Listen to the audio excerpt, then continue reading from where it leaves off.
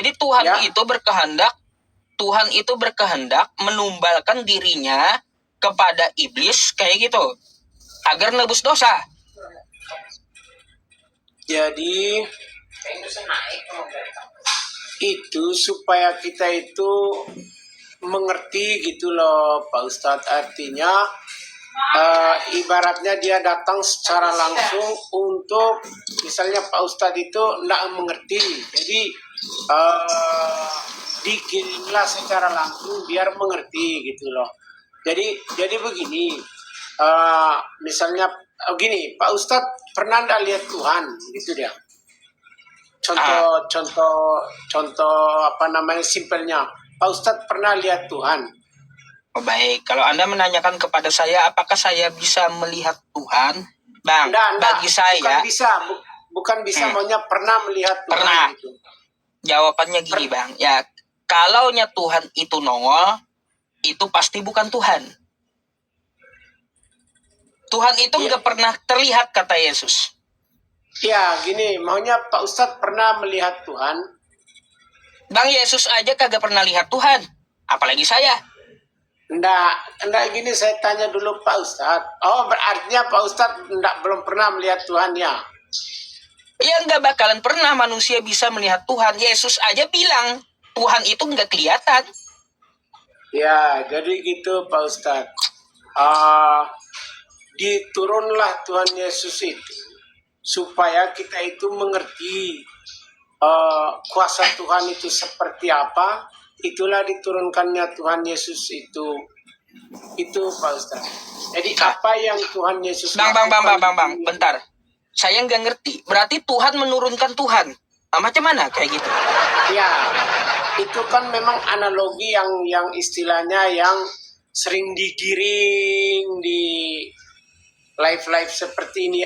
Jadi dia akan berputar di situ saja begitu. Nggak bakalan ketemu gitu dia. Bikin bingungnya kayak gitulah, Bang. Anda sendiri yang mengatakan bahwa Tuhan menurunkan Tuhan. Jadi ada berapa Tuhan itu? Mengutus. Tuhan mengutus Tuhan gitu. Tuhan dia menjadikan dirinya apa saja itu bisa saja Pak Ustadz. Misalnya contoh ini. Apa Pak contohnya? Ini contoh simpel saja ya. Pak Ustadz pergi ke suatu daerah. Di sana itu daerah itu sangat berbahaya. Jadi Pak Ustadz ini terancam lah begitu. Terancam di sana. Kalau tidak ada yang tolong itu nyawanya itu bisa hilang Pak Ustadz. Datanglah orang itu menolong Pak Ustadz.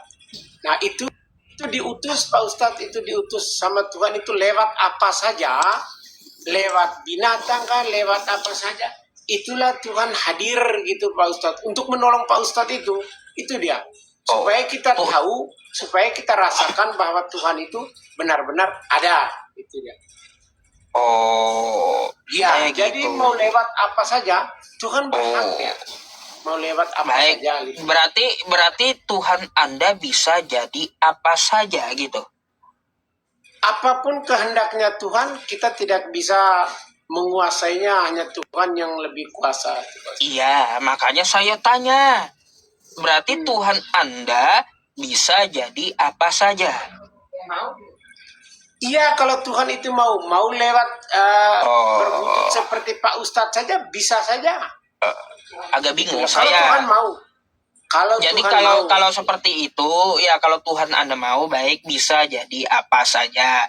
Sekarang saya mau tanya Bang Fransiskus ya, kalau dia bisa jadi apa saja, bisakah dia jadi iblis jika dia mau? Bisa dia jadikan iblis, tapi apa gunanya dulu Pak Ustadz? Bisa jadi iblis dia. Wah, bahaya kali, Bang. Nanti ya kamu salah sembah pula, nyembah iblis pula kamu nanti. Bukan begitu. Kalau dia jadi iblis, kayak gimana membedakan Tuhan dengan iblis? Kalaupun dia bisa jadi iblis, membedakan iblis dengan Tuhan kayak gimana jadinya kalau dia jadi iblis tuh? Kan Pak Ustadz yang mau tadi. Kan Pak Ustadz yang mau. Satu lagi ya. Kan Kalau kan iya, Pak Ustadz tahu yang mau. tahu Pak Ustadz saya yang Bang mau. Francisco, bukan saya yang mau, saya yang nanya gitu. Tapi Anda mengatakan bisa jadi iblis. Baik, pertanyaan kedua nih ya. Kan Kalau kan Pak Ustadz tadi yang nanya apakah bisa jadi iblis. Pak Ustadz mau apa saja bisa. Ya, Tergantung iya. Pak Ustadz mau jadi apa. Iya, tergantung ya, mau jadi apa Tuhanmu. Kutanya jadi iblis, kata kamu bisa. Ya baik, saya hargai jawabannya. Nah, Kalau dia jadi Tuhan iblis, ya kalau Tuhan mau. Kalau dia Tuhan itu mau jadi iblis, pertanyaannya gimana membedakan Tuhan dengan iblis? Kalau Tuhannya pun jadi iblis, macam mana? Oh, Karena nanti kamu salah sembah pula, Bang. Malah nyembah iblis kamunya nanti. karena nggak ada gunanya itu, makanya untuk apa dia jadi iblis? Baik. Ya. Pertanyaan yang kedua, ya saya tinggalkan Oke. pertanyaannya bisa jadi iblis atau tidak. Nah, Tuhan Anda yang bisa jadi apa saja, bisa nggak dia menjadi bukan Tuhan?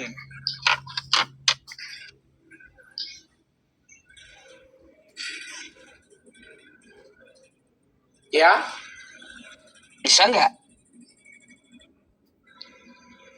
bisa menjadi apa? Bisa nggak dia menjadi bukan Tuhan? Nggak bisa lah. Menjadi bukan Tuhan? Hmm. Nggak bisa lah, Tuhan tetap menjadi Tuhan lah. Katanya maha bisa.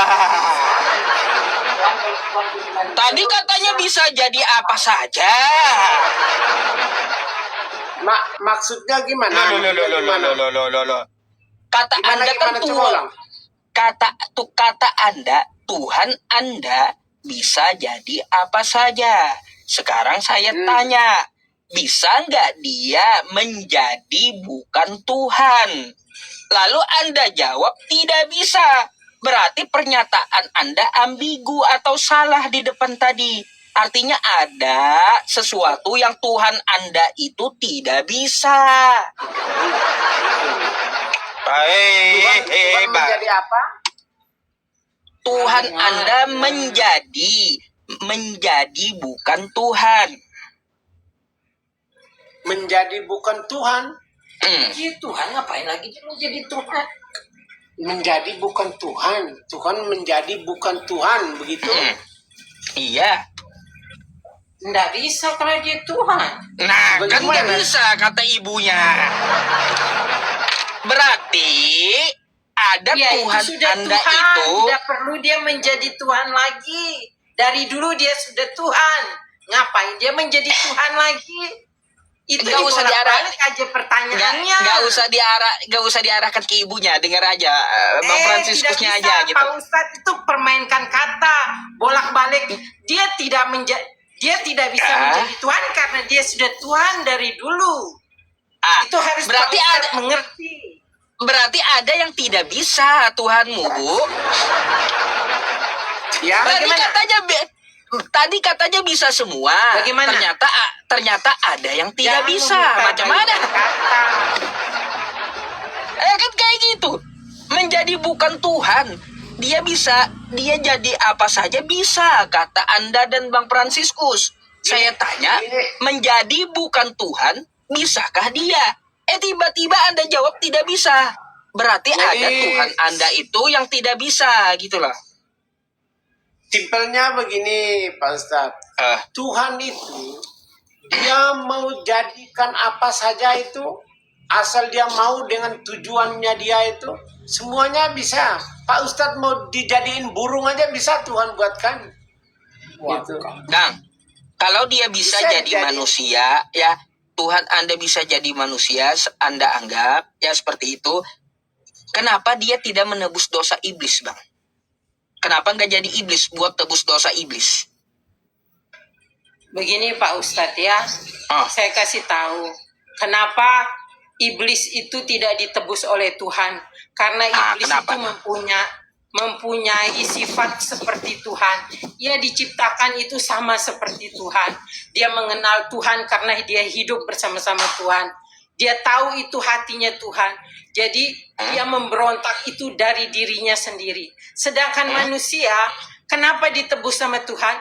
Karena dia memberontak itu karena dia dipengaruhi oleh iblis untuk makan buah terlarang. Jadi itu perbedaannya. Kenapa Tuhan menebus manusia sedangkan iblis tidak dia tebus?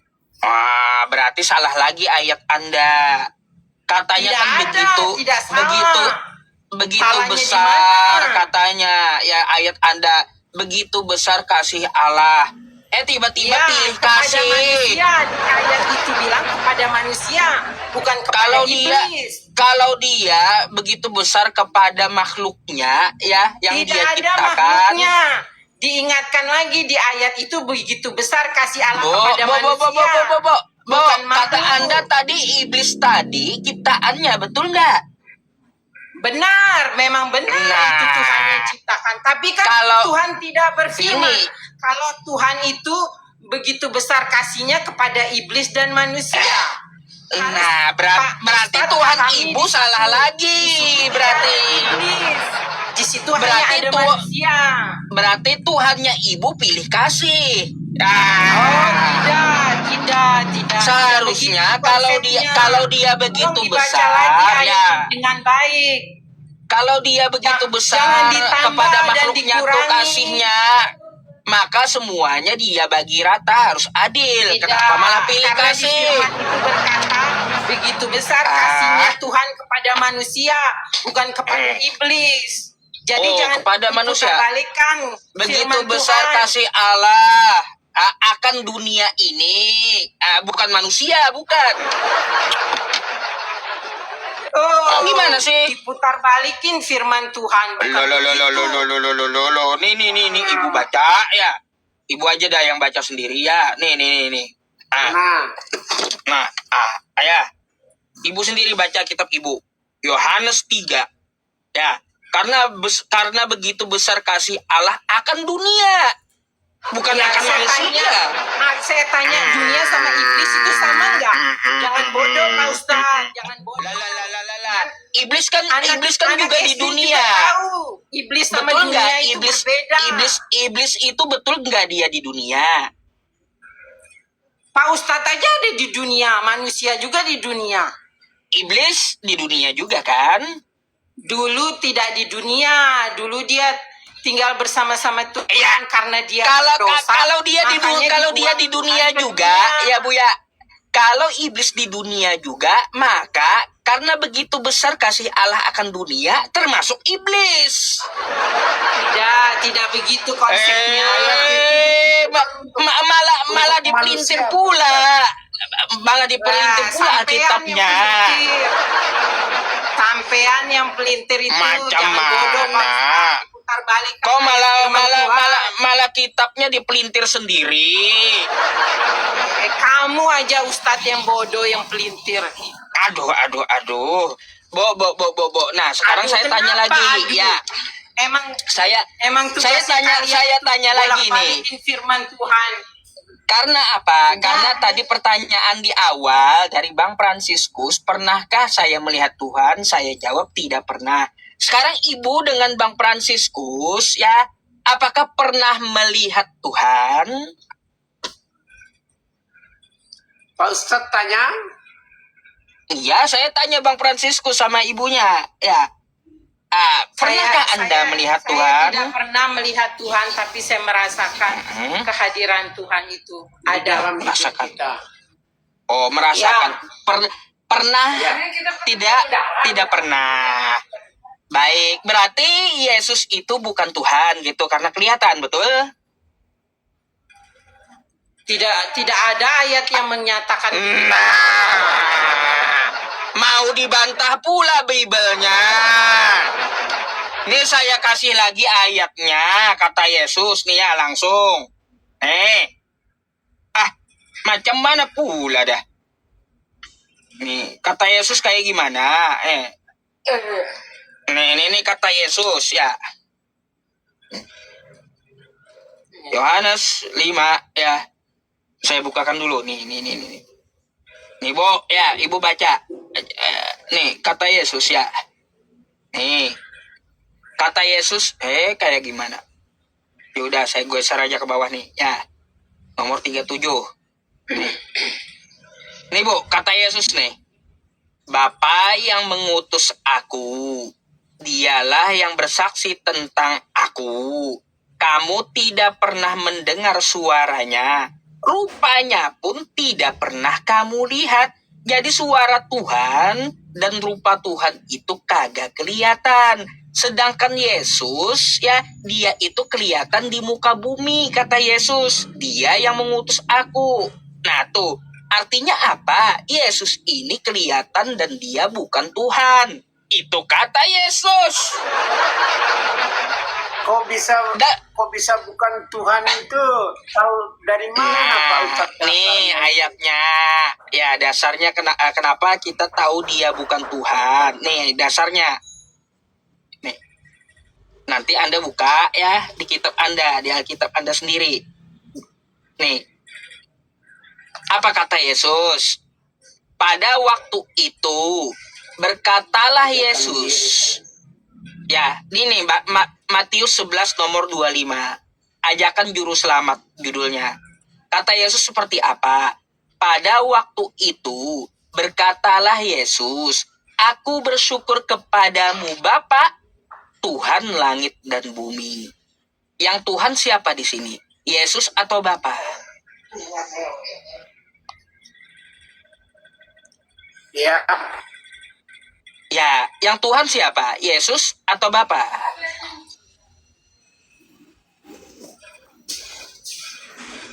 Bapak. Bapa. Berarti Yesus bukan Bapa. Tuhan.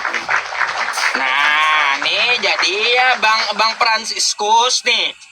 Anda baca sendiri ya. Nih.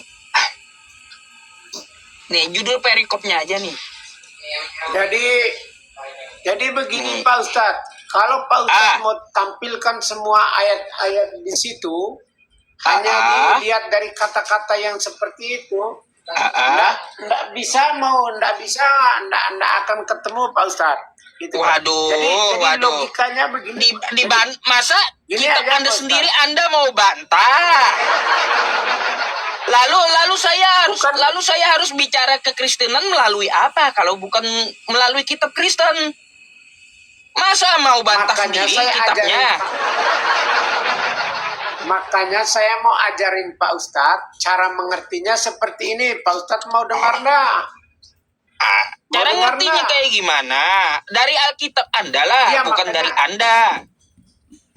Makanya saya mau ajarin biar Pak Ustadz itu mengerti. Gimana? Ya udah saya yang belajar nih. Gimana caranya? Gimana? Ayo silakan. Oke, cara belajarnya begini. Kayak gimana? Tuhan Yang penting itu ditampilkan datanya. mengutus Tuhan Yesus Oh. itu Lalu supaya kita itu mengerti Pak Ustadz. mengerti terus mengerti Jadi- apa?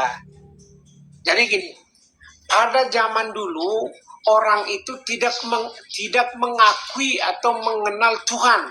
Itu saja dulu ya. Terus? Tidak mengakui, tidak mengenal adanya Tuhan. Ya. Lalu Jadi Tuhan dengan berbagai macam cara lewat para nabi, lewat wahyu-wahyunya, lewat para nabi masih tidak mengerti juga manusia gitu loh. Masih lalu? tidak mengerti juga ajaran Tuhan. Enggak apa-apa. Saya dengar dulu ya teman-teman. Nah, gimana? Ya. Terus? Bahkan para nabi itu bahkan dibunuh. Masih tidak mengerti juga. Akhirnya Tuhan mengutus Yesus itu supaya terjun langsung menunjukkan bahwa saya ini loh Tuhan. Biar kalian. Nah, saya tanya dulu, Bang. Ya, Yesus ini Tuhan atau bukan dulu? Tuhan. Berarti di situ Tuhan mengutus Tuhan. Nanti Pak Ustadz balik lagi ke kita Saya tadi. bingung Nanti akan balik lagi ke sana. dengan penjelasan Anda. Saya bingung. Masa Tuhan mengutus Tuhan gitu? Nah, nanti Pak Ustadz akan balik lagi ke sana Jadi Pak Ustadz punya live ini dari waktu ke waktu itu tidak bakalan habis. Gitu dia. Bukan masalahnya Anda sendiri yang menjelaskan blunder gitu loh. Dengar dulu. Tadi kan Masa kan saya belum ada selesai. Tuhan mengutus Tuhan. Saya tanya dulu di situ biar diselesaikan oleh Anda. Berarti kalau Yesus itu Tuhan dan ada Tuhan lagi yang mengutus Yesus, berarti Tuhan mengutus Tuhan. Betul atau tidak penjelasan Anda itu? Pak Ustadz ini ibaratnya hanya framing. Penjelasan saya belum selesai. Itu penjelasan Anda. Sudah dikat-kat. Jadi Gimana sih? Itu penjelasan Anda, Bang. kan belum selesai tadi. Ya udah, lanjut dulu. Silakan saya dengar deh. Apa kayak gimana? Kan sudah saya bilang tadi, pada zaman dahulu orang itu tidak mengakui adanya Tuhan, tidak mengakui, Baik. mereka mengikut adat istiadat, Terus? termasuk ya salah satunya itu nikah, terus boleh cerai, nikah lagi, boleh cerai, nikah lagi. Itu dia. Sejak zaman kapan dahulu. sejak kapan di Kristen ada nikah? Lain lagi ini nanti di framing lagi ini, apalagi urusan sejak kapan? Tunjukkan sama saya satu kata aja ya di kitab Anda setebal ini ya, setebal nih kitab Anda nih. Kosa kata nikah. Satu aja saya minta. Ada nggak? Tapi kalau ada bahasa di dalam Alkitab yang mengarah ke pernikahan itu Pak Ustadz enggak terima juga. Harus ada kata Di nikah kitab begitu. Anda ya, di kitab Anda hanya ada kawin, nggak ada nikah. Oke? Ada enggak? Kalau ada kata-kata yang mengarahkan ke pernikahan, hidup suami istri, Pak Ustadz kira enggak ada itu? Ada Pak Ustadz? Alkitab Anda mengarahkan yang dimaksud seperti itu ke arah perkawinan, bukan ke arah pernikahan. Karena pernikahan dengan perkawinan itu beda. Beda. Beda bagaimana? Kalau nikah ya itu ada syaratnya dalam Islam. Ada 5. Syaratnya apa? Ya, syaratnya ada laki-laki, ada perempuan, ada 2 saksi, ada walinya, ada akad dan ijab kabulnya Terus? serta maharnya, sigot. Nah, kalau perkawinan Kawin? tidak ada aturan seperti 5 tadi, nggak ada. Jadi hewan itu juga kawin antara jantan dan betina, mereka itu hewan kawin. Nah, karena mereka tidak punya aturan, jadi di kitab Anda itu yang ada hanya kawin, nggak ada nikah. Kawin nggak ada aturan, hewan pun bisa kawin, gitu. Ya enggak mungkin lah Pak Ustadz kalau enggak ada mau cari kata nikah di dalam Alkitab, enggak ada Pak Ustadz. Itu ya. Berarti penjelasan Anda salah. Terus apa yang dilakukan orang-orang Kristen yang Tadi nikah saat ini itu berarti salah Tadi Anda begitu? mengatakan ya, tadi Anda mengatakan di kitab Anda ada nikah. Ternyata nggak ada, berarti penjelasan Anda salah dong. Jadi gini Pak Ustadz, nikah itu maksudnya mempersatukan antara pria dan wanita gitu loh. Bukan harus di dalam Alkitab itu menulis Anda menikah, bukan. Salah. Banyak. Emangnya nikah? Bang, kalau gitu saya mau tanya, nikah tuh dari kata apa sih? Tahu nggak Anda? Ini kita mau belajar. Makanya agama, saya mau ajarin belajar gitu. kata ini. Saya ajarin semua biar Anda tahu gitu. Nikah tuh Anda tahu nggak dari bahasa apa? Nggak usah pakai bahasa nikah itu dari mana. Anda aja, ya Bang ya, Anda saja mengartikannya salah. Nggak ada nikah itu yang dimaksud menyatukan antara laki-laki dan perempuan. Bukan itu maksud nikah. Bukan. Terserahlah Pak Ustadz mau dipakai kata nikah, mau pakai kata apa. Ya Yang udah kayak gini. Maksud Ada saya, kalaunya di Kristen hanya ada kawin, pakailah kosakata kawin. Nggak usah curi-curi ke Islam, nikah. Mana itu? Nikah itu dalam bahasa Arab artinya bercampur. Ah, tuh. Saya ikuti live ini Pak Ustadz apa. Jadi hanya kayak mainin kata saja. Kita mau artikan pemahaman tentang isi daripada Alkitab itu, dari ajaran-ajaran itu. Makanya Nggak bisa Bang, masuk. Anda balik Mainin lagi kata-kata saja. ke penjelasan Anda saja bikin semua orang bingung. Tuh Yesus Tuhan. Yesus diutus ke muka bumi. Berarti ada Tuhan yang mengutus Tuhan, betul nggak? Gini aja Pak Ustadz, gini aja. Ini kita ambil Apa simpel pula? aja. Ini masalah ajaran agama ya. Saya pernah sama Zuma juga, pernah saya sampaikan ini. Sampai dia agak keras sampai itu. Gini aja Pak Ustadz.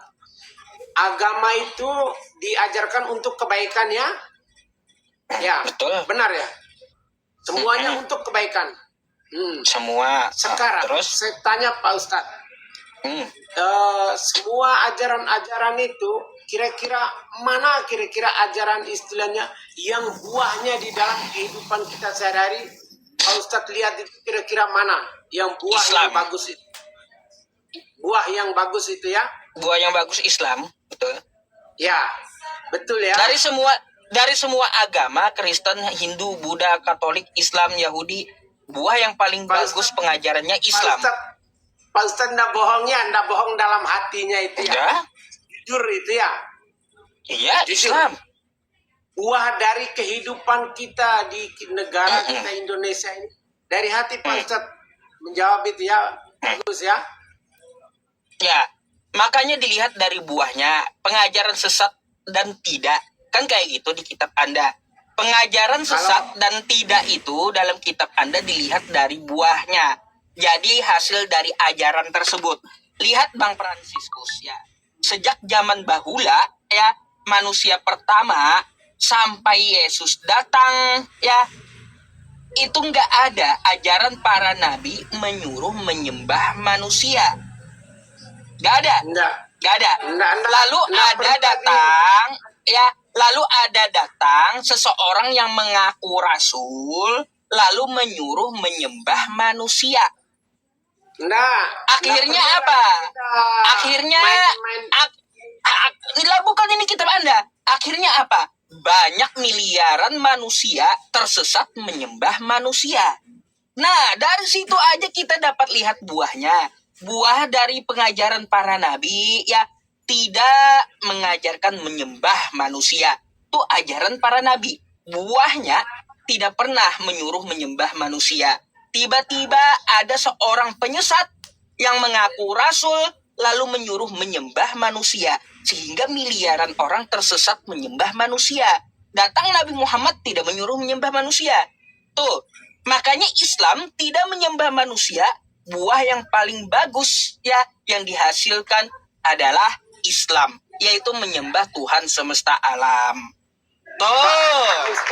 Pak Ustadz mengerti tak arti dari buahnya lah kamu mengenal pohonnya? Itu Pak Ustadz Iya. mengerti.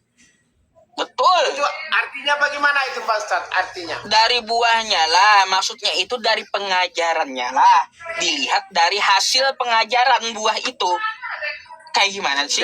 Jadi dari pohon buahnya itu lah dianggap kamu mengenal dianggap pohonnya. batang ya, dianggap batang sebuah perjalanan ajaran. Itu namanya dari buahnya lah kamu mengetahui pohonnya. Pohonnya ya, kalau buah itu baik maka kalau pohon itu baik maka dia akan menghasilkan buah yang baik. Kan kayak gitu. Ya. Ya. Nah, makanya lihat aja ya, apa yang dihasilkan oleh penyesat Paulus, menyuruh menyembah manusia. Nah, Ayo. jangan dulu ke sana kita singkat Nggak aja. bisa dipelintir Bang, nggak bisa dipelintir saya. Kita singkat aja dari buahnya lah kamu mengenal pohonnya. Itu artinya Pak Ustadz, itu artinya begini Pak Ustadz. Dari tingkah laku, dari perbuatan kita, misalnya saya berbuat begini, orang langsung tahu, oh itu pohonnya ini. Saya buat begitu, Pak Ustadz buat begitu, itu orang langsung tahu, oh itu pohonnya di situ. Itu maksudnya Pak Ustadz, gitu dia. Ya, Jadi saya dari paham. buahnya kamu mengenal pohonnya. Misalnya Pak Ustadz ngomongnya bla bla bla bla. Orang langsung tahu, oh memang pohonnya begitu. Saya ngomongnya seperti apa. Misalnya saya ngomongnya, contoh nih, contoh aja ya, saya tidak membanggakan diri saya. Contoh misalnya saya itu ngomongnya sopan sama orang tua atau apa. Orang akan tahu, oh ini pohonnya itu dari ini, gitu dia Pak Ustadz. Baik, Itu, sekarang saya balik tanya. gitu. Menurut Anda, ya, buah pengajaran yang paling bagus agama apa? Kalau kami tidak perlu melihat agama siapa Pak Ustadz. Lihat dari tiap hari kita melihat dari mata kita melihat sendiri Pak Ustadz. Ya udah, Kita dari nggak berhak. dari tiap hari ya mata kita bergerak, pasti ada yang dianut, apalagi di Indonesia. Maka sebutkan agamanya dari buahnya. Ya, yang bagus itu menurut Anda menghasilkan buah yang bagus, agama apa di Indonesia ini? Ada 6 tuh. Kita tidak boleh menghakimi Pak Ustadz. Tidak boleh. Silakan Anda jawab aja. Kalau Anda mengakukan bahwa Kristen buah yang paling bagus, itu kan jawaban Anda, atau Katolik Tidak kan boleh, begitu. tidak boleh sama sekali kita mau menghakimi Pak Ustadz. Dilihat orang yang melihat kita Pak Bang, Ustadz. kenapa Anda malah nggak yakin dengan kekatolikan Anda? Bahwa Katolik itu bagus gitu. Pak Buahnya Ustadz, bagus. itu dari misalnya Pak Ustadz tetanggaan sama saya. Cukup Pak Ustadz melihat saya aja seperti apa, tetangganya seperti apa. Dari situlah Pak Ustadz akan mengenal. Nggak Baik, perlu saya ya udah. membanggakan diri Ya saya. udah, kalau begitu saya mau tanya ya sama Anda, karena Anda tidak menyebutkan agamanya. Penjajah di Indonesia ini, dia ya beragama apa? Penjajah yang zaman dulu, saya nggak tahu Pak Ustadz. Saya kasih tahu, penjajah di Indonesia ini adalah agama Katolik pertama kali. Dari situ aja kita dapat mengetahui bahwa Katolik bukan buah yang bagus, bukan? Karena apa? Katolik menjajah Indonesia yang dibawa oleh Portugal atau Portugis. Portugis membawa Katolik ke Indonesia dengan cara penjajahan. Dari sini aja dapat kita tahu bahwa Katolik bukan buah yang baik. Ya Jelas? Pak Ustadz, semoga di negara kita ini aman-aman saja lah. Ya, aman-aman saja dalam kehidupan kita sehari-hari. Apalagi sebagai kayak Pak Ustadz begini bisa menjadi contoh lah. Jadi ceramah Terserah itu, aja Bang. Terserah aja kalau saya ceramahnya keras ya. Orang mau nilai saya radikul atau orientalis atau fundamentalis ya atau telolis, terserah gitu. Oh, Iya. walaupun- Karena apa? walaupun Yang saya orang-orang- bawakan itu adalah yang hak, ajaran para nabi yang hak. Maka ketika Anda menjustis saya bahwa saya adalah telolis, kalian menjustis ajaran para nabi. Kayak gitu. Oke lah Pak Ustadz. Nanti lain kali baru kita sambung lagi ya. Saya mau makan dulu Pak Ustadz ya. Baik. Makasih Bang ya. Selamat malam. Malam.